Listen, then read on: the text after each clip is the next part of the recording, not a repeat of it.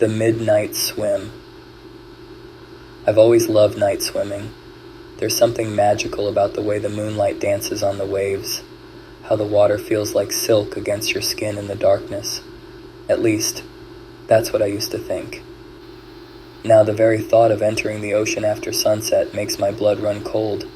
It happened last summer at Crescent Beach. I was on vacation with some friends, but that night I decided to go for a solo swim. It was around midnight when I made my way down to the shore. The beach was deserted, the sand cool beneath my feet. The full moon hung low in the sky, casting an ethereal glow over the water. I waded in, relishing the perfect temperature of the waves. Without hesitation, I dove under, surfacing several yards out. I floated on my back, staring up at the stars, feeling completely at peace. That's when I heard it, a soft melodic humming coming from beneath the waves. At first I thought I was imagining things, but as I treaded water, straining my ears, the sound became clearer. It was beautiful, almost hypnotic. Without really thinking about it, I found myself diving under the surface, eyes wide open in the salty water, searching for the source. What I saw next will haunt me for the rest of my days. In the moonlit water, about 10 feet below me, I saw a figure. At first glance it looked human, the shape of a person, long hair flowing in the current. But as it turned to face me, I realized how wrong I was. Its skin was too pale, almost translucent with a sickly blue tinge. Its eyes were huge, black, and utterly devoid of any humanity. But it was the smile that truly terrified me. Rows upon rows of needle-like teeth, far too many to fit in a human mouth. I panicked, every survival instinct screaming at me to get away. I turned and swam for shore as fast as I could. The whole time I swear I could feel cold, clammy hands grabbing at my feet, trying to drag me back down. The humming had turned into a high-pitched shriek that seemed to pierce right through my skull. Somehow, I made it back to the beach. I collapsed on the sand, coughing and gasping for air. When I finally caught my breath and looked back at the ocean, the water was calm. No sign of the creature, no sound but the gentle lapping of waves on the shore. I ran back to our rental house and locked myself in my room. My friends thought I was crazy when I tried to explain what happened. They said I must have had too much sun, or maybe I dozed off on the beach and had a nightmare. But I know what I saw. And worse, I can't shake the feeling that something followed me home from that beach. At night, when everything is quiet, I sometimes hear that same humming coming from my bathroom sink or the shower drain. Sometimes, out of the corner of my eye, I catch glimpses of something pale and wrong slithering just out of sight. I haven't been back in any body of water larger than a bathtub since that night. I've tried to convince myself that it was just a hallucination, a trick of the light and an overactive imagination. But deep down, I know the truth. There are things in this world that defy explanation, creatures that lurk in the depths, waiting for unsuspecting prey. And sometimes, when we're unlucky enough to encounter them, they leave a mark on us that never truly fades. So take my advice. If you value your life, your sanity, never go swimming alone at night. You never know what might be swimming alongside you, just waiting for the perfect moment to pull you under. The beach glass collector. Megan had always loved collecting sea glass.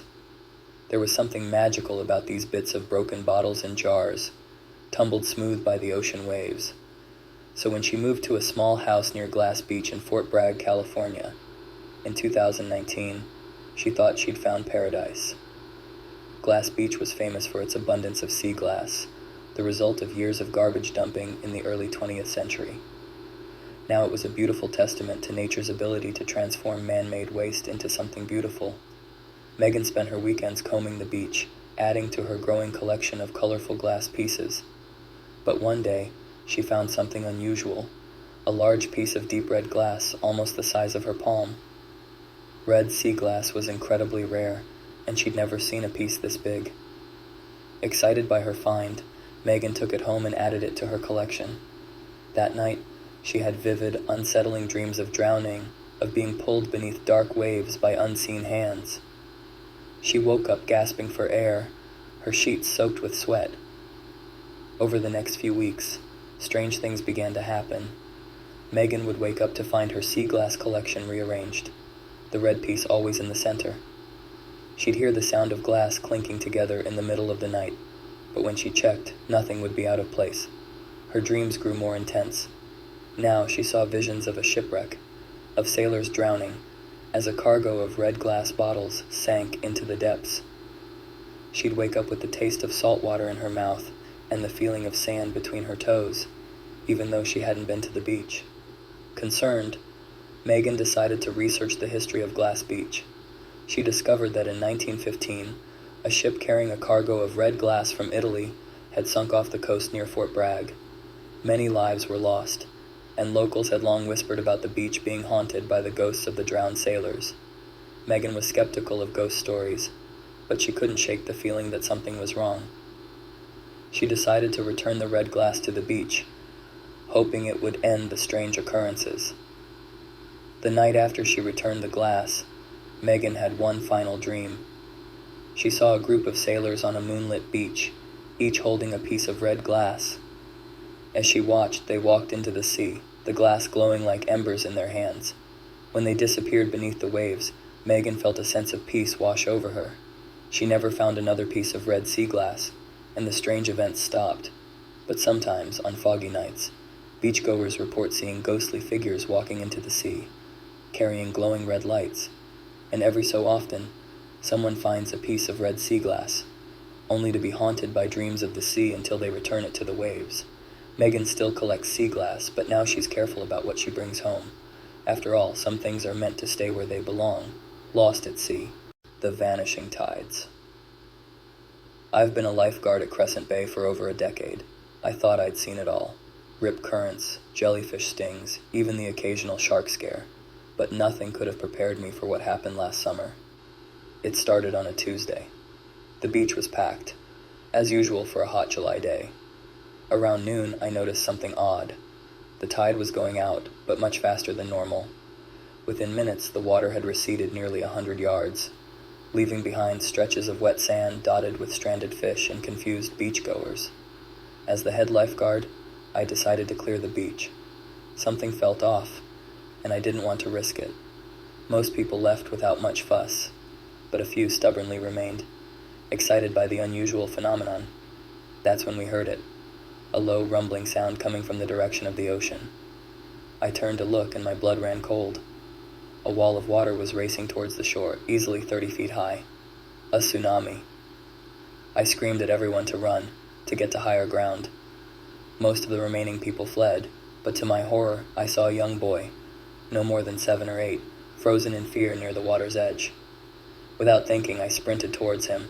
I could hear the roar of the wave getting closer, feel the spray on my back.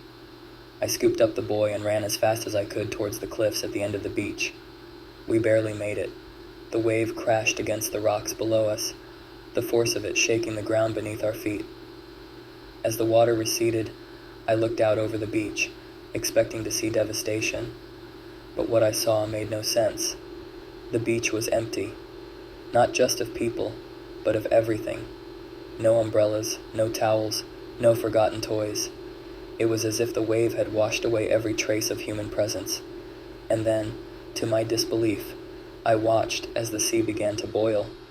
Dark shapes began to emerge from the churning foam, twisted inhuman figures that seemed to be made of seaweed and driftwood and things I couldn't even identify. They crawled onto the beach, leaving trails of slime in their wake. I heard sounds, clicking and chittering noises that no earthly creature should make. The boy whimpered beside me, and I held him close, praying these things wouldn't look up and see us.